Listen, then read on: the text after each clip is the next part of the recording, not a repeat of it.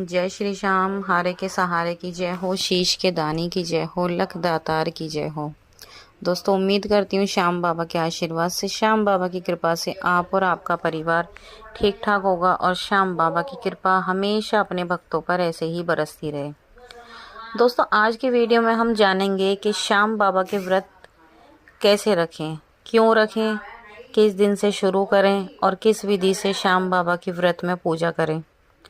क्योंकि मेरे से कोई बहुत लोग ऐसे पूछते हैं कि दीदी हम श्याम बाबा का व्रत रखना चाहते हैं, कब रखें, कैसे रखें, बहुत सारे ऐसे सवाल पूछते हैं। तो इसीलिए आज मैंने सोचा कि एक वीडियो बना लेते हैं।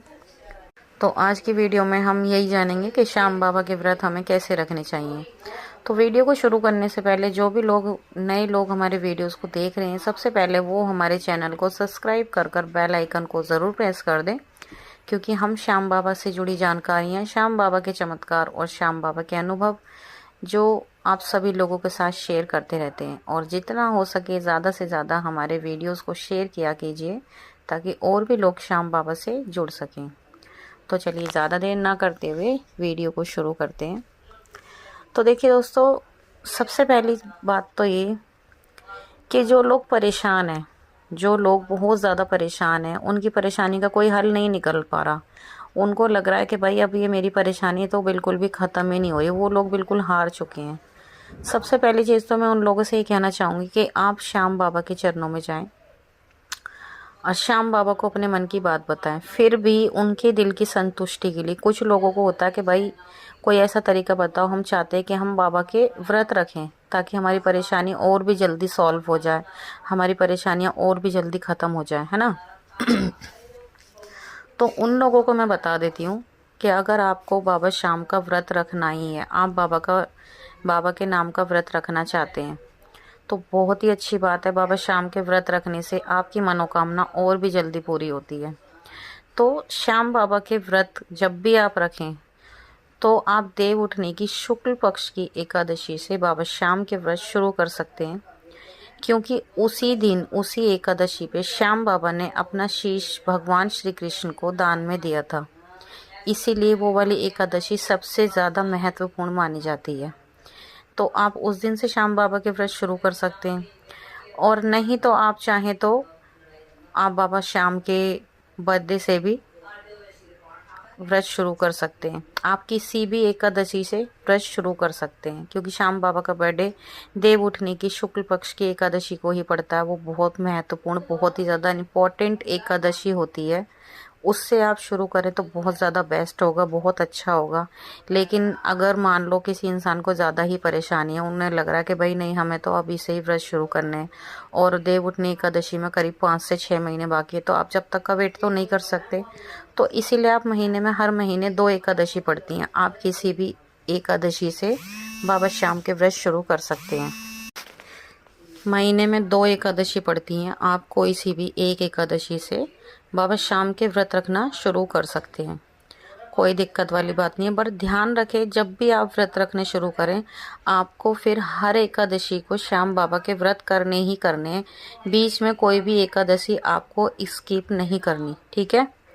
अब बात आ जाती है कि जब भी आप श्याम बाबा के व्रत रखते हैं एकादशी पे, तो उसकी पूजा कैसे करें। उस दिन विशेष पूजा की जाती है ना, क्योंकि जब भी हम किसी चीज़ का व्रत रखते हैं, जैसे सपोज बहुत लोग शुक्रवार के रखते हैं, तो शुक्रवार को विशेष पूजा होती है, बृहस्पति की अलग होती है, मंगल की अलग, है ना। इसी तरह से अब एकादशी की भी एक वो विशेष पूजा होती है। अब आपको करनी कैसे है, आपके घर में श्याम बाबा की प्रतिमा ज़रूर होगी, तो आपको क्या करना है, एक चौकी लेनी है, लकड़ी की चौकोर चौकी ले लेनी है, या पटरा हो, स्वच्छ हो, ध्यान रखें वो आपने यूज़ ना करा हो, बैठे हुए ना हो उस पर। नई चौकी आपको मार्केट से या फिर लेकर आ जानी है।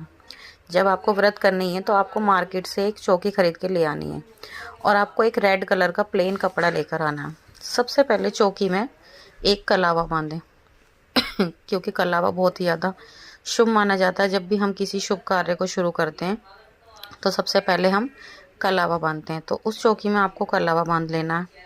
फिर उसके ऊपर जो आप मार्केट से रेड कलर का कपड़ा लाए हो, उस कपड़े को बिछा दें। बिछाने के बाद साबुत चावल लेने हैं आपको, साबुत चावल टूटे हुए चावल बिल्कुल भी ना लें, इस चीज़ का ध्यान रखना। मैं आपको फिर से बता रही हूँ, आपको साबुत वाले चावल ले लेने हैं और उन चावलों से आपको एक सातिया बना लेना है।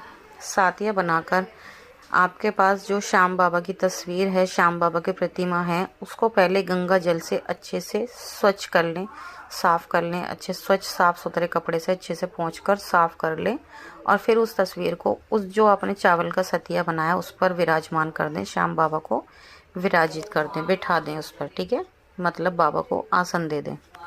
उसके बाद आपको एक मुट्ठी चावल लेने हैं, वो भी साबुत ही लेने हैं। उस सातिया से थोड़ा सा आगे जस्ट बाबा के बिल्कुल सामने आपको चावलों का ढेर लगाना है। एक मुट्ठी चावल मतलब आपको वहाँ पर रखने हैं। रख कर फिर आपको एक शुद्ध देसी घी का, गाय का देसी घी हो तो बहुत बढ़िया है, वरना आप वैसा भी देसी घी ले सकते हो, वरना कोशिश करें कि गाय का शुद्ध देसी घी हो। वो देसी घी का दिया आपको श्याम बाबा के सामने रखना है और आपको एक धूप बत्ती लेनी है और गुलाब के फूलों की माला आपको मार्केट से ले आनी है, नहीं तो गुलाब के फूल ला करके माला बनाकर बाबा श्याम को अर्पण करनी है, ठीक है। और एक गुलाब का इत्र लेकर आना है आपको। बाबा श्याम को गुलाब बहुत पसंद है, बाबा श्याम को गुलाब का इत्र भी आपको चढ़ाना है, बाबा श्याम को लगा देना है। फिर आपको उस जोत को जलाना है, बाबा श्याम को धूप दिखानी है। धूप दिखाने के बाद बाबा श्याम को आपको भोग लगाना है। अब भोग किस चीज़ का लगाना है? आप कच्चे दूध का भोग लगा सकते हैं श्याम बाबा को। और ये बात ध्यान रखना, जब भी आप एकादशी का श्याम बाबा का व्रत रखोगे तो चावल से बनी कोई भी चीज़, मतलब बनी हुई चीज़ ना बाबा को अर्पण करने, जैसे कि खीर हो गई या चावल वगैरह, ऐसा कुछ ना खिलाएं। उस दिन चावल खाने वर्जित माने जाते हैं, ठीक है।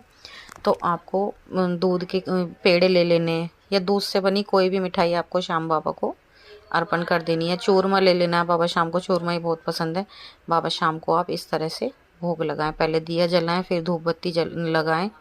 धूप बत्ती लगाकर फिर श्याम बाबा को भोग लगाएं। भोग लगाने के बाद फिर आपको करना क्या है? बाबा श्याम की आरती करनी है। सच्चे मन से, सच्चे भाव से श्याम बाबा की आपको आरती करनी है। आरती करने के बाद आपको श्याम चालीसा पढ़नी है। श्याम चालीसा पढ़ने के बाद फिर आपको बाबा श्याम की जोत लेनी है। अब बाबा श्याम की जोत कैसे लें? गाय का कंडा ले लेना आपको। गाय का कंडा होता है, गाय के गोबर का उपला, वो ले लेना है और उसको एक छोटा सा एक हवन कुंड ले लेना। हवन कुंड हो या फिर कोई स्वच्छ साफ सुथरा बर्तन, प्लेट वगैरह हो जो आपने यूज़ ना की हो तो आप उसे ले लेना। अगर आपके पास हवन कुंड ना हो तो आप गाय के गोबर के उपले को उसमें रखकर जला दें।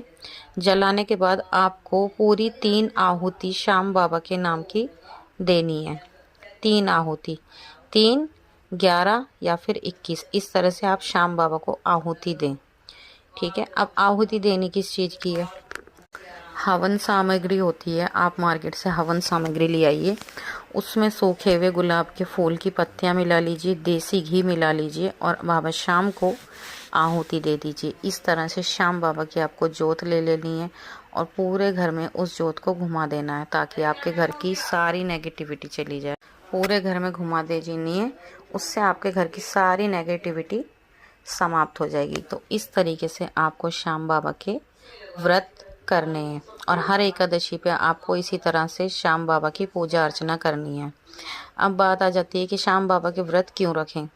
वो देखो, वो आपकी मर्जी की बात है। अगर आपको लग रहा है कि भाई आपका काम नहीं बन रहा, हम तो बाबा के व्रत रखेंगे, बाबा के व्रत रखने से भी क्योंकि बहुत काम बनते हैं, तो आप चाहें तो बाबा के व्रत इसलिए रख सकते हैं। बहुत लोगों की बहुत श्रद्धा भाव होता है बाबा के लिए व्रत करना, और व्रत करना अच्छी बात है। आप व्रत करोगे तो आपको फल भी अच्छा ही मिलेगा, ठीक है। तो आज की ये जानकारी यहीं पर समाप्त होती है। कैसी लगी ज़रूर बताना। कमेंट बॉक्स में जय श्री श्याम लिखना बिल्कुल भी ना भूलें। तो मिलते हैं कल एक और नई वीडियो के साथ। जब तक के लिए जय श्री श्याम।